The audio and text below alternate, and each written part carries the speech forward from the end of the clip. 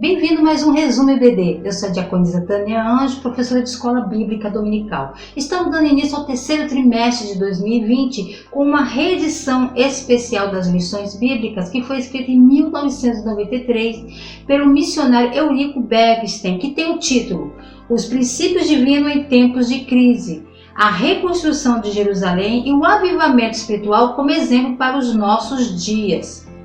Nesse trimestre, estaremos estudando o despertamento que teve em 539 a.C. com o retorno do povo judeu a Jerusalém para a reconstrução do templo e a reedificação dos muros. Então, nesse trimestre, estaremos estudando os livros de Esdras e Neemias. Lição 1 tem o título Daniel ora por um despertamento. O textual diz assim: confessai as vossas culpas uns aos outros e orai um pelos outros, para que sareis. A oração feita por um justo pode muito em seus efeitos. Tiago, capítulo 5, versículo 16.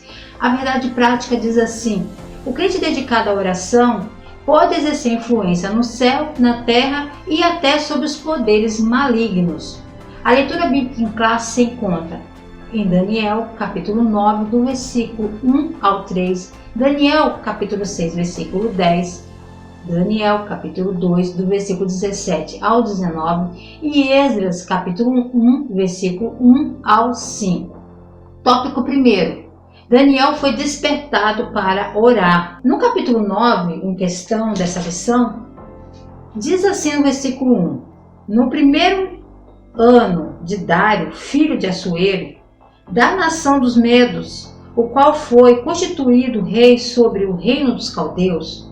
No ano primeiro do seu reinado, eu, Daniel, entendi pelos livros que o número de anos que falou o Senhor ao profeta Jeremias, em que havia de se acabar as assolações de Jerusalém, era de 70 anos. E eu dirigi o meu rosto ao Senhor Deus para buscar com oração e com rogos e jejum e pano de saco e cinza. Nessa passagem bíblica do capítulo 9, Daniel já se encontra com 82 anos e ele está lendo o livro de Jeremias. Mas que passagem é que ele está lendo que ele se dá conta que o cativeiro iria acabar quando se cumprisse 70 anos? Vamos ler Jeremias capítulo 29, versículo 10. Diz assim: porque assim diz o Senhor, certamente que passados 70 anos na Babilônia, vos visitarei e cumprirei sobre vós a minha boa palavra, tornando-vos a trazer a este lugar. Ele leu o livro de Jeremias no versículo 10, que está dizendo isso. E imediatamente ele começa a se colocar numa oração intensa e intercessão em favor do povo, porque ele entendeu que aquela palavra, aquela profecia estava se cumprindo. Só que estava faltando algo, porque ele olhava em sua volta e algo estava faltando. Ele parecia que o povo estava ainda muito disperso e ele ficou muito preocupado. Daniel já se encontrava angustiado há alguns anos. Quando nós retornamos para entender o capítulo 9, temos que voltar um pouco no capítulo 7, capítulo 8, porque no capítulo 7, do capítulo 7 ao capítulo 9, se passou 11 anos. No capítulo 8, ele teve a visão. O anjo mostra para ele está tendo visões ali do bode, do carneiro, do chifre pequeno, e essas visões são explicadas a Daniel. Mas existe uma coisa que aconteceu que não foi explicado a ele. As visões ele entendeu, mas o que o anjo disse a ele não foi explicado. O que seria isso? Seria as 2.000, o versículo 14, que fala: e ele me disse, o anjo, até 2.300 tardes e manhã, e o santuário será purificado. E aconteceu que, havendo eu, Daniel, visto a visão, busquei entendê-las, e eis que se me apresentou diante uma como semelhante de um homem. No versículo 26 fala que a visão da tarde de manhã foi dita e é verdadeira. Tu, porém, cerra essa visão, porque só daqui a muitos dias se cumprirá. E aí ele mesmo está dizendo que ele se enfraquece e ficou muito enfermo. Mas ele voltou a cuidar dos seus afazeres, do que tinha que cuidar dos negócios do rei. e espantei-me acerca da visão, e não havia quem a entendesse. Então você preste atenção, do capítulo 7, 8, 9, se passou 11 anos. Daniel ficou, nesse período todo, sem entender e sem ter quem o explicasse acerca do que seria aquela 2.300 tardes e manhãs. Então, ele nunca deixou de buscar o entendimento sobre isso. Então, quando entra o capítulo 9 nessa lição que nós estamos estudando, que fala sobre essa oração que vai do versículo 1 ao 19, ele está nessa angústia ainda. Ele está orando e ele se dá conta que os 70 anos está se cumprindo, mas nada está acontecendo. Então ele começa essa oração, querendo entender e pedindo misericórdia ao Senhor. Uma oração totalmente de confissão. Ele começa a confessar os pecados do povo e ele se coloca também junto com o povo. Ele não faz aquela oração, vou orar pelo povo, mas eu não fiz nada, eu não errei em nada. Ele se coloca juntamente nessa oração. Subtópico 1. Daniel vivia uma vida consagrada a Deus. Daniel ele foi levado cativo muito jovem para a Babilônia. Ele tinha aproximadamente 15, 16 anos quando foi levado à Babilônia cativo. Temos que entender que esse cativeiro que aconteceu do povo era de Judá, da tribo de Judá. As tribos haviam se dividido, tribo do norte, tribo do sul, e a tribo, no caso a tribo de Israel, que eram 10 tribos que se uniram, elas tinham sido já levadas anteriormente pelos assírios, que eram em Nínive, antes do cativeiro babilônico, antes da Babilônia, Nabucodonosor, dominar Nínive, aonde era o Império Assírio. O Império Assírio, que era Nínive, se tornou a capital babilônica. Então a história é essa. Então esse povo que foi levado junto ali é o povo de Judá. Já era outras tribos que foram levadas. Isso ocorreu e nessa primeira leva, Daniel e seus companheiros foram juntos, e a Bíblia nos revela no versículo 4 que eram jovens, não houvessem defeito algum, fossem formosos de aparência, instruídos em toda sabedoria, sábios em ciência, entendidos nos conhecimentos, em que tivesse habilidade para viver no palácio do rei, a fim de que fossem ensinados nas letras, nas línguas dos caldeus. Eles foram separados durante o período de 3 anos, eles foram educados na língua, na cultura, nas leis, tudo. Houve a mudança dos seus nomes, mas a Bíblia nos revela no versículo 8 que Daniel sentou no seu coração não se contaminar com a porção do manjar do rei, nem com o vinho que ele bebia, porquanto pediu ao chefe dos eunucos que lhe concedesse não se contaminar. Esse não se contaminar, ele está falando dos manjares, a questão é bem clara. A comida que Nabucodonosor comia, ele quis que fosse servido a esses rapazes. Só que o alimento deles era um alimento considerado impuro. Por quê?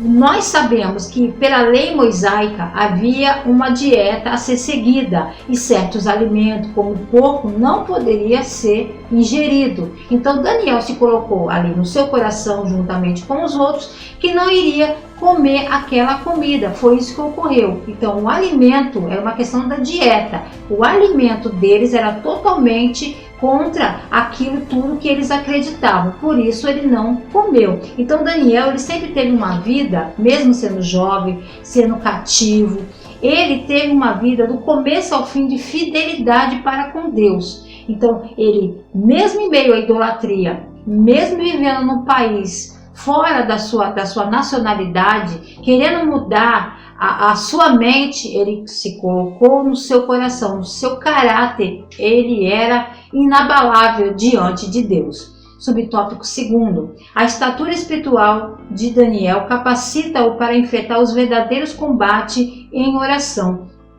Quando lemos o livro de Daniel, percebemos que suas batalhas, todas as coisas que ocorreram na vida dele, foram vencidas em oração. Nós lemos isso em Romanos 12. Romanos 12, versículo 12, diz assim: alegrai-vos na esperança, sede paciente na tribulação e perseverai na oração. Daniel sempre foi um homem que perseverou em oração. Ele tinha tantas ocupações, às vezes a gente fala assim: eu não tenho tempo para ler a Bíblia, eu não tenho tempo para orar. Mas Daniel, com tanta ocupação que ele sempre tinha um momento dele com Deus, seu particular com Deus. Então, através da sua vida de oração, de meditação nas Escrituras, que ele teve essa intimidade com Deus, e através da vida dele, ele livrou não só os seus amigos, como os outros sábios, quando Deus deu a interpretação do sonho de Nabucodonosor, e que ninguém conseguia interpretar aquele sonho. Então, a vida de Daniel contagiou os outros. Então, ele foi uma boa influência a quem estava ao seu redor, porque ele tinha uma vida consagrada a Deus. Mesmo com tanta responsabilidade, ele sempre tinha um momento para estar com Deus. Subtópico 3º. Coincidindo com o período de oração de Daniel, profundas mudanças estavam para acontecer na Babilônia. No capítulo 9 em questão, que ele começa a sua oração, ele começa a enumerar os pecados do povo, dizer para Deus, pedindo misericórdia ao Senhor em favor do povo, falando que o povo não deu ouvido aos profetas, porque não foi por falta de aviso, porque sempre Deus nos alerta das coisas. Então, Deus enviou o profeta Jeremias, Deus estava sempre alertando o povo, mas o povo se apostatou diante de Deus, se contaminou. Então, no capítulo 5, nós vamos ver um acontecimento marcante, que foi aquele jantar que Belsazar havia feito. Então, o reino babilônico, ainda no capítulo 5 em questão, estava na mão de Nabonido. Nabonido era o rei nessa época. Só que Nabonido em questão não estava no palácio, ele estava em outro lugar, em outra província, cuidando das coisas também do reinado.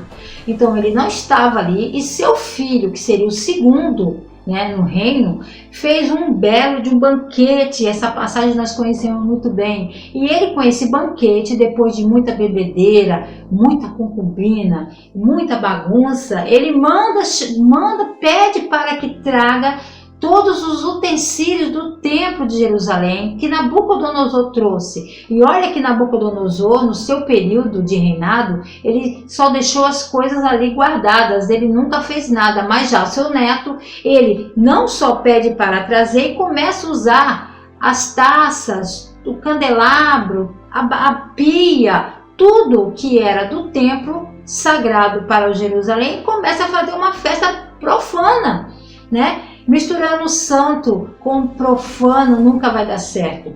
Então, com bebida, com concubina, e isso deixou Deus irado. E no meio da festa aparece aquela mão, no capítulo 5, versículo 25, que é Mene, Mene, Tekel, Parsim. Então, contou Deus o teu reino e acabou. Pesado foste na balança e foste achado em falta. Dividido foi o teu reino e deu-se aos medos e os persas. Nessa passagem bíblica, que essa mão começa a escrever na parede, e não há quem interprete, a rainha, mãe de Belsazar, lembra de Daniel. Daniel já está avançado de idade, como eu falei, nós estamos lendo o capítulo 9, e já está com 82 anos. Então, quando ele acaba de interpretar, a Bíblia diz que naquela mesma noite, eles estavam em guerra, e olha que eles estavam em guerra com o reino, com os medos e os persas. E aproveitando aquela noite de festa, eles desviaram o leito do rio e eles passaram por baixo da cidade. E naquela mesma noite, todos foram mortos. Tópico 2º, a resposta às orações de Daniel. Com a queda do reino babilônico, deu-se então o reinado de Ciro, e as coisas evoluíram muito rapidamente. Subtópico 1. A Bíblia relata o que realmente aconteceu. Então, o que realmente aconteceu? É o que está escrito em Esdras.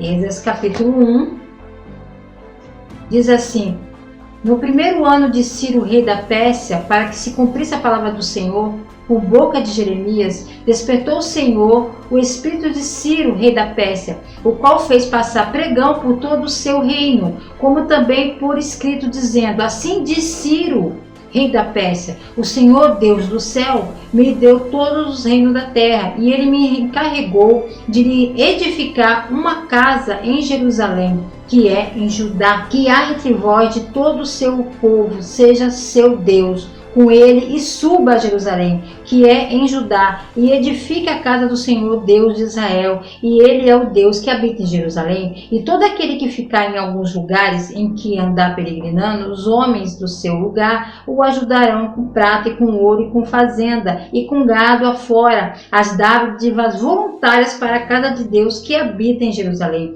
Então eles levantaram os chefes dos pais de Judá e Benjamim, e os sacerdotes, os levitas, com todos aqueles cujo Espírito Deus despertou para subirem e edificar a casa do Senhor que está em Jerusalém. Então a própria Bíblia nos relata o que aconteceu. Assim que Ciro toma o poder, há um despertamento no coração dele de libertar o povo do cativeiro.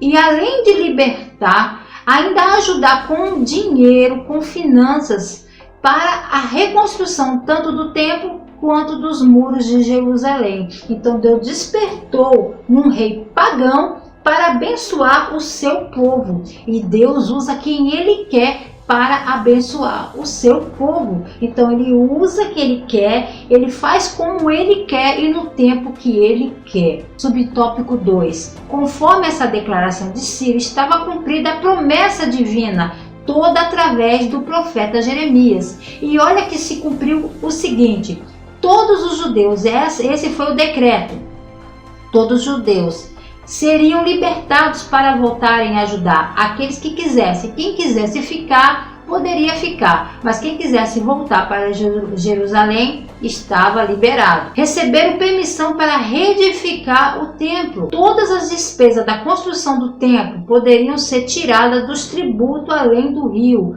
Todo o dinheiro para ajudar, além deles voltarem, serem libertos, eles ainda têm uma ajuda financeira para reconstruir a cidade. Os vasos sagrados deveriam ser entregues aos cuidados de Zorobabel, nomeado governador dos judeus pelo rei Ciro, para serem transportados de volta para Jerusalém. Então os vasos sagrados, aqueles mesmos vasos que Belsazar usou naquela noite, naquele banquete, profanando as coisas sagradas de Deus, Ciro, pelo contrário, devolve ao povo na incumbência, na responsabilidade de Zorobabel para retornar a Jerusalém para o templo sagrado de Deus. Aproximadamente 50 mil pessoas retornaram a Jerusalém. E essa passagem, que é um segundo êxodo, acontece durante 4 meses, de Babilônia até Jerusalém. Eles demoraram 4 meses para chegar na cidade santa. Tópico 3. O resultado de um despertamento proveniente de Deus. Subtópico 1. O rei Ciro foi despertado em seu espírito.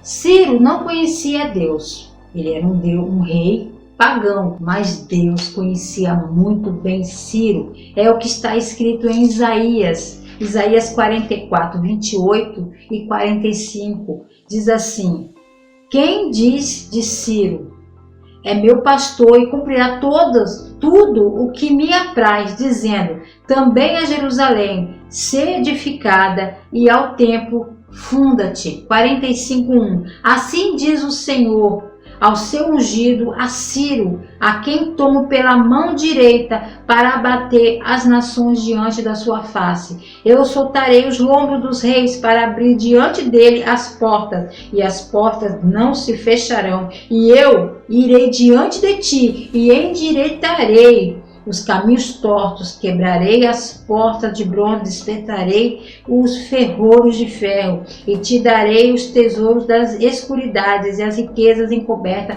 para que possa saber que eu sou o Senhor, o Deus de Israel, que te chama pelo teu nome. E isso tudo está dizendo, por amor ao meu servo Jacó. Deus havia prometido que a descendência de Davi iria perdurar. Então, essa tribo de Judá, ela foi a que permaneceu para que viesse o Messias.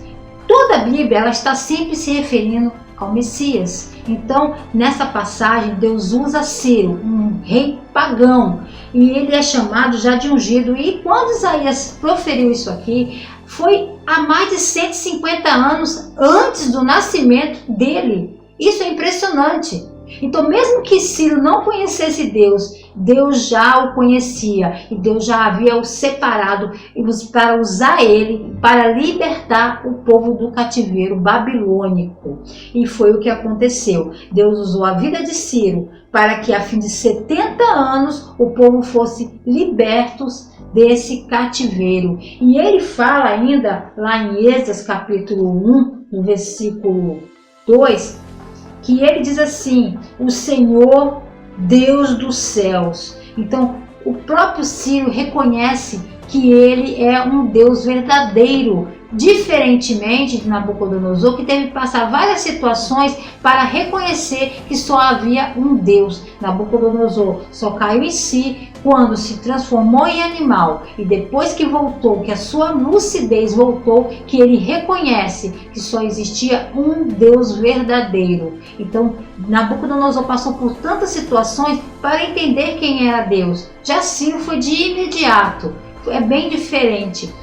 Então, o rei Ciro, ele também recebeu essas bênçãos espirituais da parte de Deus. Todas as vezes que dobramos nossos joelhos para confessar nossos pecados, nós sempre teremos a certeza que ao levantarmos estamos sendo perdoados, já estamos perdoados. Vimos nessa primeira lição que Daniel ele foi da confissão à consolação. Com a certeza do decreto que Deus iria se cumprir, ele começa uma oração, jejum, súplica a Deus, reconhecendo o pecado do seu povo, dos seus e do seu povo, pois ele entendia que o cumprimento da profecia só se daria através do arrependimento do povo em oração para com Deus. Mais do que nunca ele orou. A Bíblia relata que Daniel ele orava 3 vezes ao dia, mas nesse momento ele intensifica a sua oração, mesmo com a certeza, porque Deus é Deus, se ele falou, está falado, e que ele disse através do profeta Jeremias